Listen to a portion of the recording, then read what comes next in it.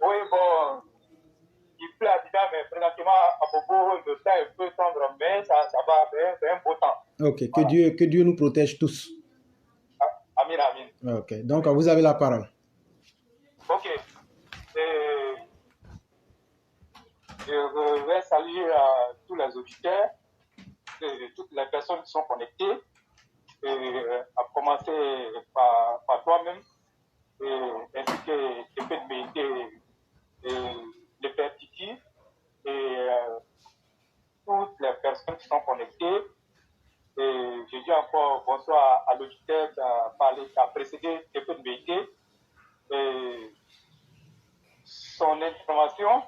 Et je pense que le message qu'il a apporté, en tout cas, je pense que ce message-là n'est pas tombé dans l'oreille de tout et comprendra celui qui veut. Et comme nous le disons toujours sur la plateforme, nous sommes ici et notre communication n'est pas dirigée contre qui que ce soit. Et ça, il faut le signifier. Et notre communication, nous le faisons dans le seul but, en tout cas, pour interpeller les battants en guerre et ceux qui ne veulent pas de la paix en Côte d'Ivoire. Et aussi, nous communiquons de sorte à éveiller, en tout cas, les consciences des uns et des autres. Et dire aux gens que la Côte d'Ivoire n'est pas qu'un simple pays, mais la Côte d'Ivoire est arrivée à une étape qu'il faut l'appeler une nation. Une nation, c'est lorsque les gens se retrouvent ensemble et ils parlent du même langage, ils voient les choses, en tout cas dans le bon sens, et où on ne va plus parler de discrimination, ou encore telle personne est du nord, telle personne est de l'ouest, telle personne est du sud. Mais malheureusement, ce que nous voyons, il y a encore des personnes qui s'adonnent à ce genre de pratiques-là, de sorte à communiquer, et quand vous voyez dans leur communication, ils se jouent toujours les victimes. Et ils ont ce répit identitaire-là, mais nous allons leur dire non, que nous ne sommes pas d'accord avec leur façon de faire, et que nous devons dépasser tous ces clivages-là et aller à l'essentiel. L'essentiel, c'est quoi? Tout ce qui nous réunit, c'est la mère patrie, la Côte d'Ivoire. Et il n'y a même pas, comme on appelle, on n'a pas besoin d'aller à l'école pour savoir que on doit cultiver la paix dans ce pays. Mais quand on voit des personnes, des pseudo-intellectuels, qui se disent qu'ils sont allés à l'école, qui ont eu des diplômes, ils pensent qu'ils ont l'esprit de discernement, comme on appelle, de certaines situations. Quand on les voit, c'est qu'ils retombent dans cette situation et qui communiquent, en tout cas dans ce mauvais sens-là, nous avons le devoir, en tant que EPB, de leur dire ce que vous faites là est dangereux et que votre message ne doit pas passer au sein de la population. Voilà un peu ce que nous faisons sur la plateforme. Et maintenant, pour continuer, j'allais parler un peu de nos médias avant de revenir sur la question de Gouza. Vous savez que depuis qu'ils ont libéralisé l'espace audiovisuel, nous avons des chaînes de télévision qui sont installées en Côte d'Ivoire. Et ces chaînes de télévision ne sont pas, comment on appelle, publiques, ne sont pas des chaînes de télévision de l'État de Côte d'Ivoire. Mais ce sont des télévisions privées. Mais il se trouve que ces télévisions privées qui sont censées, en tout cas, emprunter le pas à la RTI pour éduquer la jeunesse, pour éduquer les enfants, mais force est de constater que ces chaînes de télévision privées ne sont pas venues, en tout cas dans le but de pouvoir aider Côte d'Ivoire à se départir des mauvaises pratiques et à se départir des anti-valeurs.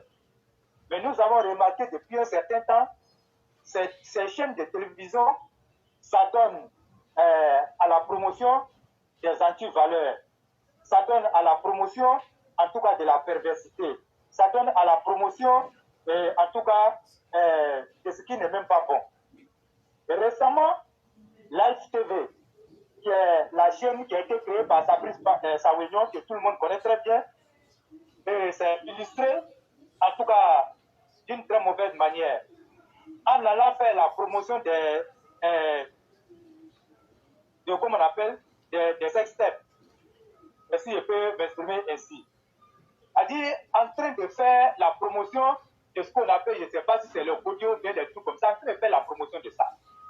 Et les gens ont critiqué, et Fabrice Sawénion a été clair avec les gens. Il a dit, lui, le période interdit parce que sa chaîne n'est pas subventionnée par l'État et que sa chaîne vit des publicités et comment on appelle, des personnes qui viennent faire des publicités. En tout cas, l'audience de sa chaîne est privée. Et donc, lui, il est libre de faire ce qu'il veut. Donc, ça veut dire que Fabrice Sawénion, comme il a l'argent, il s'en fout de l'éducation des enfants des autres.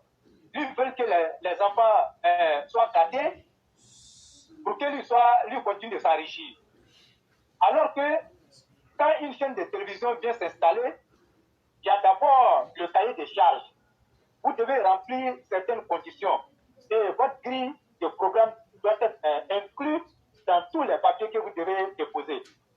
Mais moi, j'en suis à me demander, est-ce que l'État de Côte d'Ivoire ou encore la haute autorité comment on appelle, de l'espace audiovisuel a pris, comment on appelle, connaissance des dossiers que Fabrice Sawénion ou encore les autres chaînes de télévision privées ont déposé. Parce que quand vous regardez un peu ce qui se passe, je dis il y a péril à la demeure. Voilà pourquoi la fois passée, j'ai dit ici que chacun à son niveau, dans sa famille, avec ses enfants, a le devoir d'éduquer ses enfants sans rien attendre de l'État de Côte d'Ivoire. Parce que ce que nous voyons, l'État de Côte d'Ivoire est complice avec ces chaînes de télévision. Parce que les faits sont suffisamment graves. Moi, j'invite tout le monde à aller voir Live TV. Les faits sont suffisamment graves. Avant-hier, c'était la NCI qui avait, comme on appelle, par le biais de Yves Dembélé, avait posé des actions allant dans le sens de faire la promotion du viol. Et même si le message n'était pas comme ça, mais le message a été mal orienté. Et donc quand on voit ces faits, et qu'on voit les gens ne disent rien, mais qu'est-ce que vous voulez qu'on dise? Et à l'article, comme on appelle, à l'émission de Live TV, aujourd'hui, la haute autorité de l'espace audiovisuel a fait un communiqué. Mais dans le communiqué, il ne dit pas clairement, en tout cas, il n'indique pas clairement Live TV, puisque tout le monde a vu. Et c'est ce qui a fait que la haute autorité est venue faire un communiqué. Mais quand vous venez faire le communiqué là, mais la chaîne de télévision qui s'est illustrée de cette façon-là, mais citez tout le nom de la chaîne pour que tout le monde prenne conscience de savoir que cette chaîne-là n'est pas bonne, comme on appelle. Elle n'est pas faite pour aider le pays. Mais vous partez surfer sur, comme on appelle, votre communiqué. Mais je vais dire que c'est une piste en avance. C'est une piste en avant. Donc, il faut clarifier les choses. Sinon, où les choses vont, ce n'est pas bien pour l'éducation des enfants. Et je dis que la Côte d'Ivoire, en tout cas, est très mal partie. Vous allez regarder bien. Les gens ont accusé Félix Houphouët-Boigny de n'avoir pas accepté de comment on appelle, de vulgariser ce secteur. Mais Houphouët-Boigny avait ses raisons. Mais regardez ce qui est en train de se passer présentement. Voilà pourquoi vous allez trouver certains pays, les gens n'acceptent pas, en tout cas, que cet espace-là soit libéralisé. Si l'espace-là est libéralisé et que ce n'est pas bien canalisé, voilà ce qu'on a comme résultat. Il y a certains pays là, ça ne passe pas. Mais l'erreur, là, en tout cas, est venue du fait que le président Alassane Ouattara a accepté libéraliser cet espace-là. Le président ne devait pas faire ça. Ils allaient le critiquer qu'il est un dictateur, mais nous, on allait préférer ça. Parce que non seulement on se plaint d'abord de la chaîne d'État qui est la RTI, et puis encore, ils vont venir ajouter des privés. Il va dire quoi? Qu'il lui paye les taxes à l'État, qu'il lui paye tout à l'État, lui, il a payé l'argent, qu'il lui s'en fout, il est libre de faire ce qu'il veut. Mais tu n'es pas dans un pays quelconque. Ce pays-là est régi par des lois. Et les valeurs que la Côte d'Ivoire prône, ce sont les valeurs de l'éducation.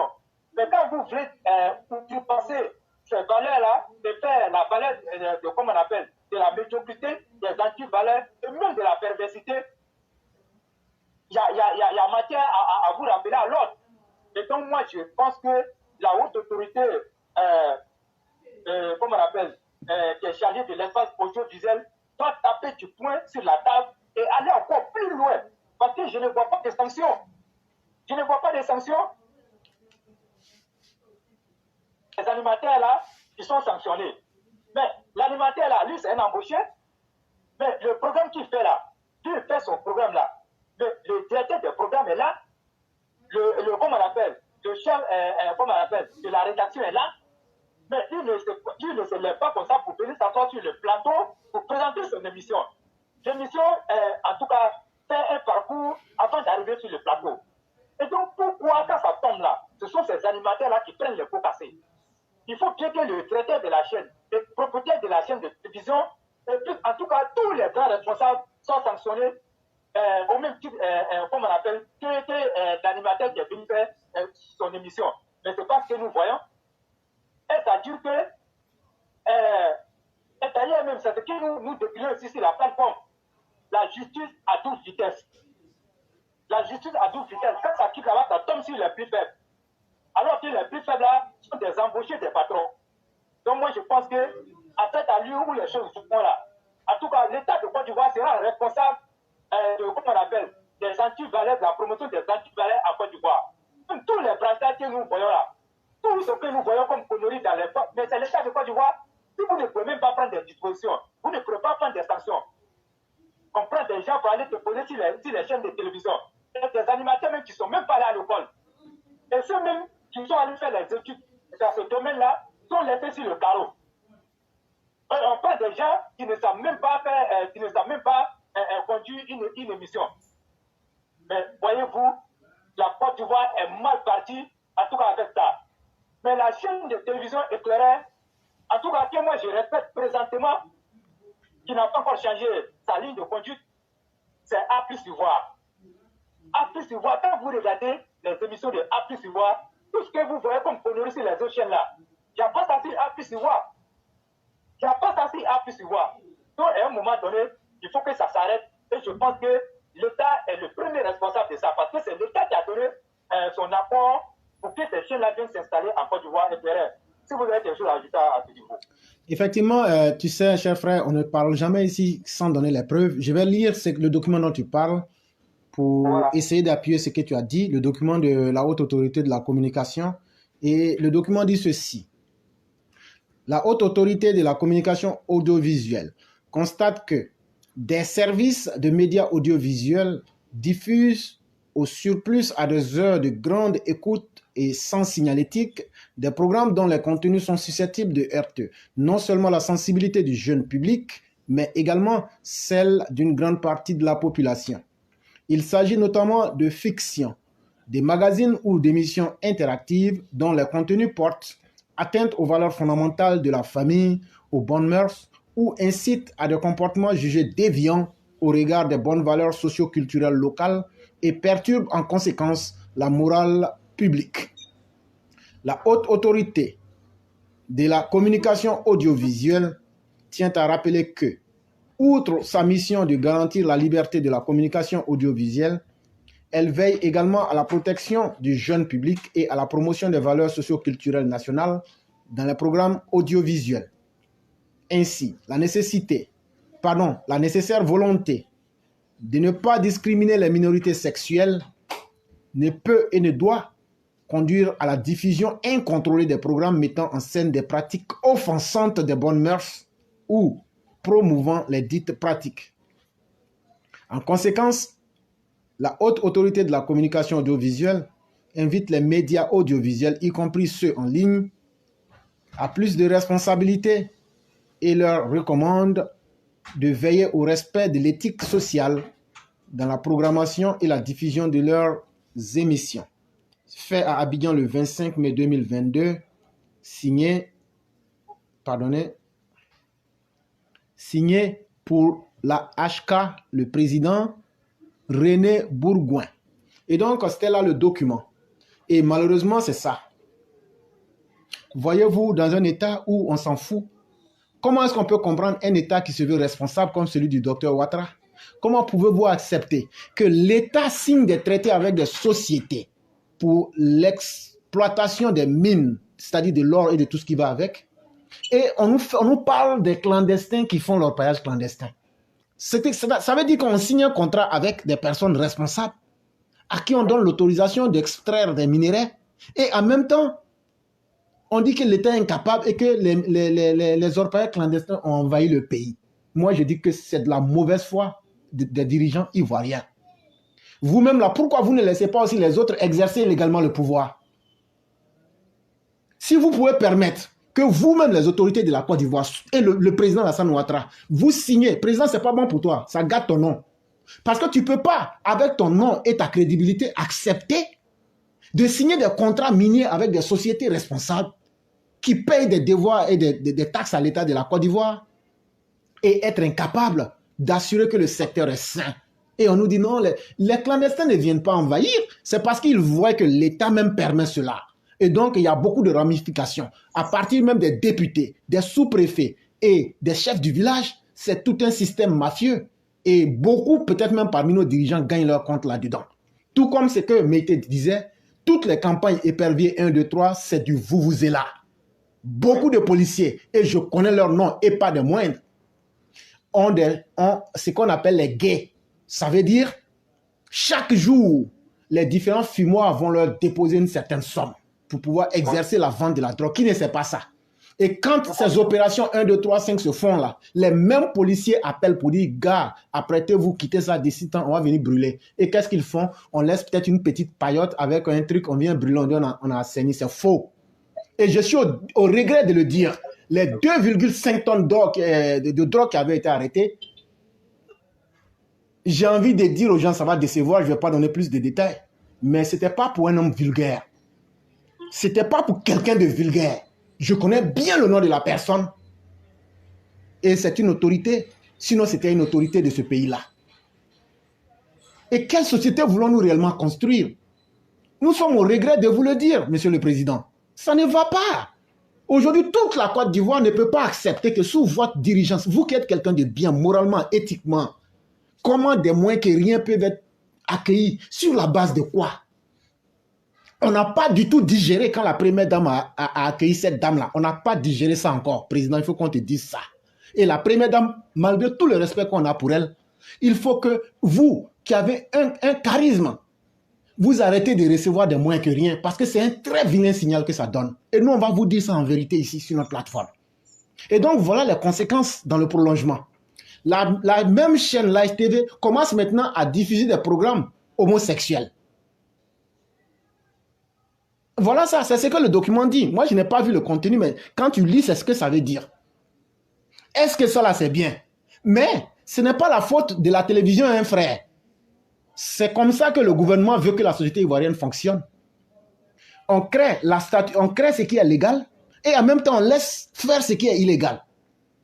On crée une société où ceux qui ont fait des coups d'État des CNT sont en liberté et bénéficient de leur rente viagère au même titre que les fonctionnaires de l'État qui reçoivent des salaires de misère. Voilà la Côte d'Ivoire sous l'État de Ouattara. Et c'est ce que nous avons dit.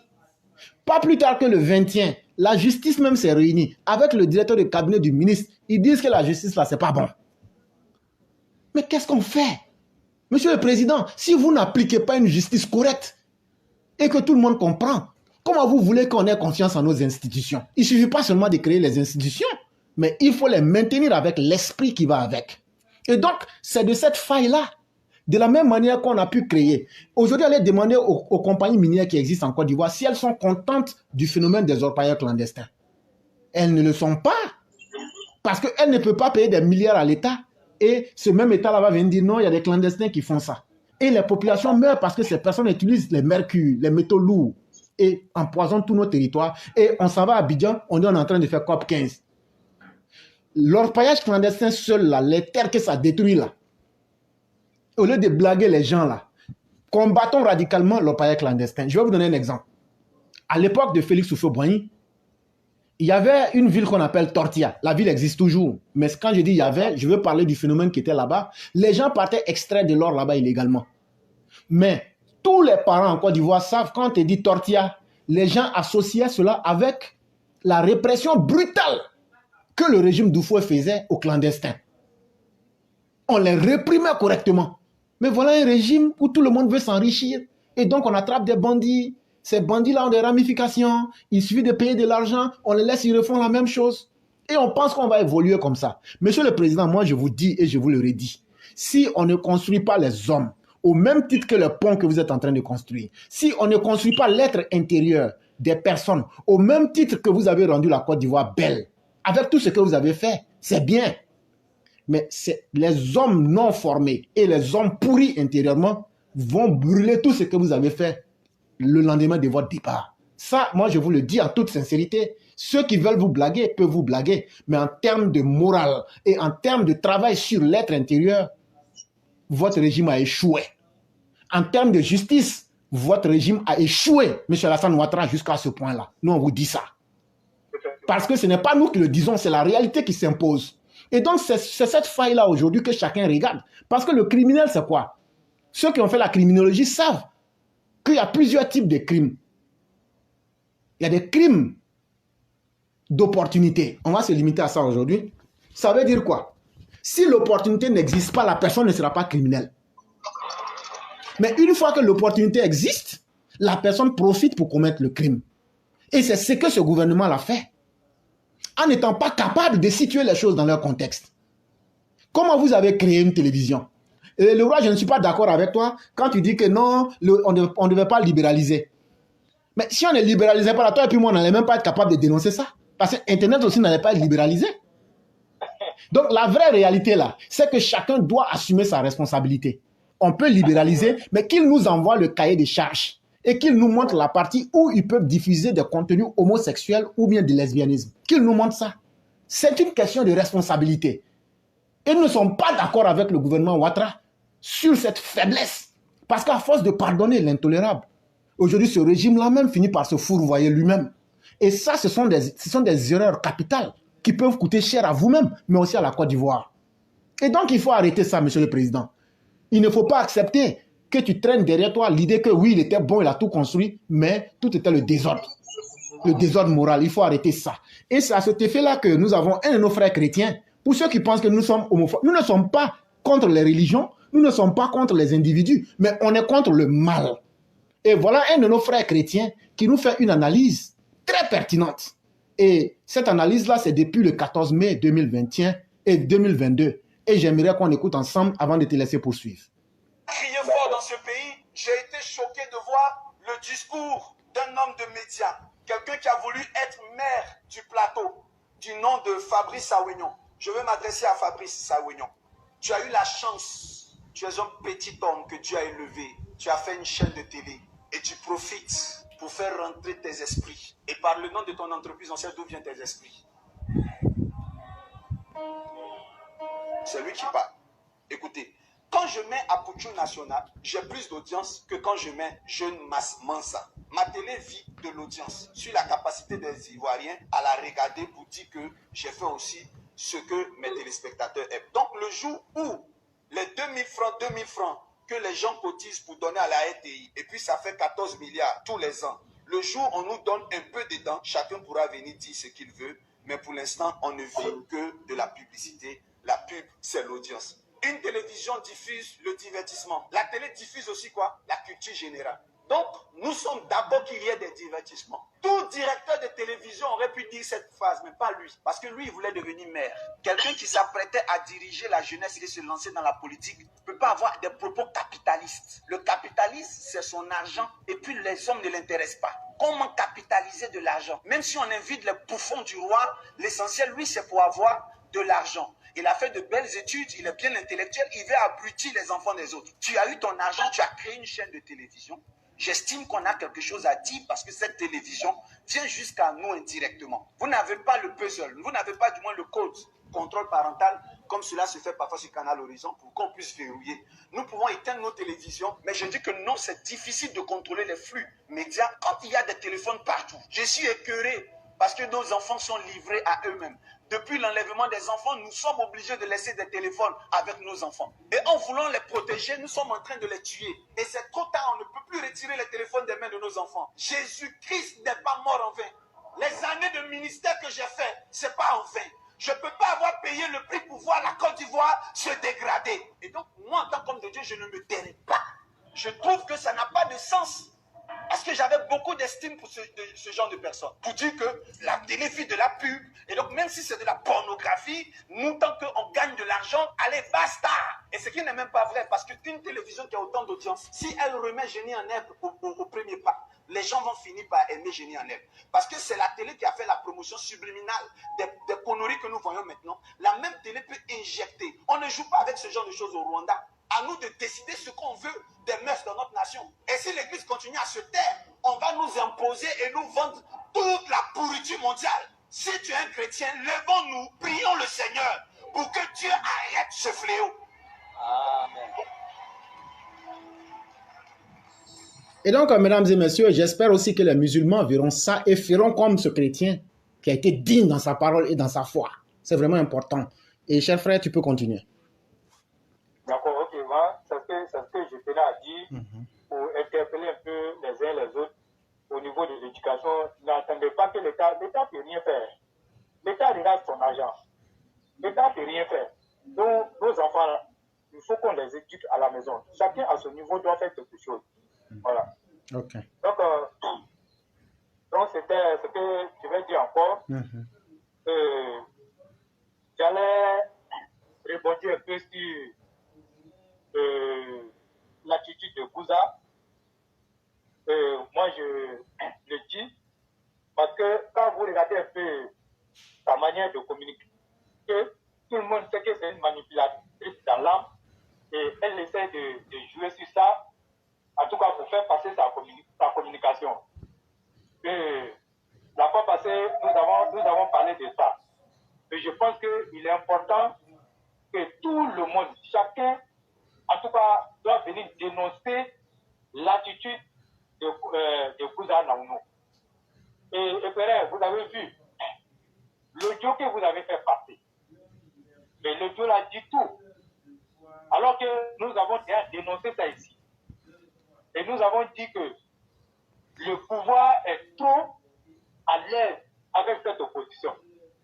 Et aujourd'hui que les gens ont compris qu'ils ne peuvent pas déstabiliser le président Alassane Ouattara, donc ils essaient de passer par d'autres moyens pour venir infiltrer en tout cas le pouvoir et puis à partir de 2024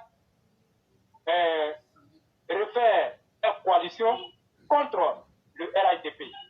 Alors que nous avons déjà dénoncé ça ici, mais les gens ont cru que c'était de l'amusement. Mais les choses sont claires. Celui qui ne veut pas voir ça, c'est qu'il refuse de voir. Sinon, les choses sont claires. Donc maintenant, là, s'ils veulent là, ils peuvent continuer, en tout cas, de leur donner toutes les traces. Mais quand 2024 va s'approcher là, on sera tous là pour voir la situation, comment ça va se passer. Donc moi, je pense que c'est une forte politique que le RHDP est en train de faire. Parce que vous voulez envoyer des gens dans votre maison qui n'aiment pas votre maison. Et puis vous voulez les forcer pour envoyer là-bas. Mais qu'est-ce que vous attendez? Mais c'est les dégâts que vous attendez. Moi, je regarde. Aujourd'hui, Pictoro qui se fait le médiateur entre lui et le RHDP et comment on l'appelle, Mapri Tokis. Donc, c'est que Mapri Tokis, c'est un criminel qui a convoyé les armes et les miliciens à l'ouest. Mais ça là, c'était pour venir faire quoi, M. Pictoro? C'était pour venir faire quoi, les armes et les miliciens? C'était pour venir tuer les militants du RHDP. Mais quand toi, tu vas t'aligner à Pictoro pour le faire revenir au RHDP, sachant très bien que tu vas t'allier à Mapri Tokis, le faire revenir au RHDP. Sachant très bien que Mapri Tokis dit qu'il ne va plus revenir au RHDP et que lui, il préfère aller faire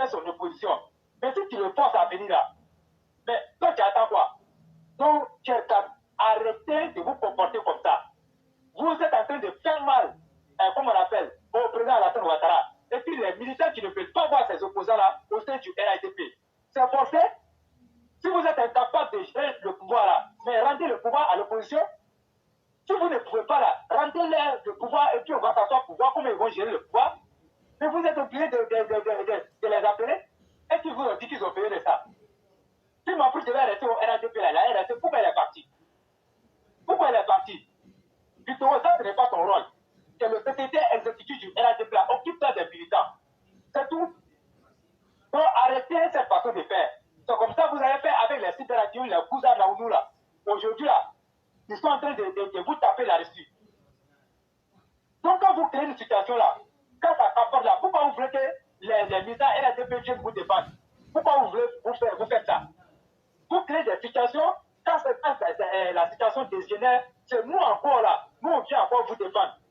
Donc vous pensez que nous on va passer tout notre pays après vous défendre comme ça.